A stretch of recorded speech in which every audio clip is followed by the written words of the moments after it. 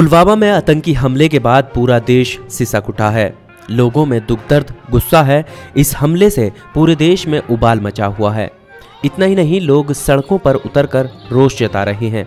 आत्मघाती हमले में 42 वीर जवान शहीद हो गए। जिन शहीदों को घर लौटना था, उनकी मां खाना परोसकर इंतजार में रह गई। जिन्हें शादी में आना था, उनका सेहरा सजा रह गया। और न जाने कितनी महिलाओं की मांग का सिंदूर मिट गया। किसानों की फसलें मानो उजड़ गई हों, हरियाले पेड़ ओझल हो उठे हों।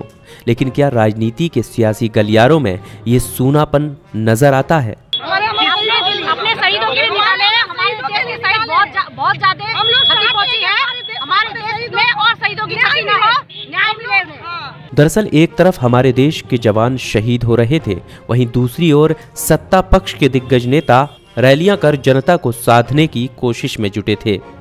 खुद पीएम मोदी महाराष्ट्र में सियासी जनसभा को संबोधित कर रहे थे, तो दूसरी ओर सबसे बड़े सूबे के मुखिया योगी आदित्यनाथ केरल में राजनीति को चमकाने में लगे हुए थे।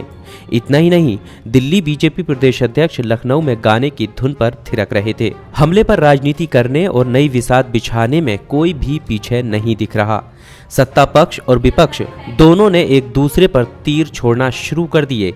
वहीं बीजेपी सांसद कृति आजाद बीजेपी का दामन छोड़ कांग्रेस का हाथ थामते हुए पुलवामा हमले के लिए कथित तौर पर मोदी सरकार को ही जिम्मेदार ठहराते हुए नजर आए। बहरहाल चुनावी समर है, सभी राजनीतिक दल आत्मघाती हमले पर राजनीतिक रोटियां भी सेकेंगे। लेकिन ऐसे हालातों में जब हमारे जवान शहीद हुए, तो यह कितना वाजिब है कि इस पर राजनीति की जाए। कितना बेहतर होता कि सभी दल इस मुद्दे पर एकजुट होकर आतंकवाद से निपटने का खाका तैयार करते हुए नजर आते। Bureau report, national India news. अगर अभी तक आपने चैनल को सब्सक्राइब नहीं किया है तो प्लीज़ सब्सक्राइब कीजिए और ताज़ा अपडेट पाने के लिए बेल आइकन को दबाना ना भूलें।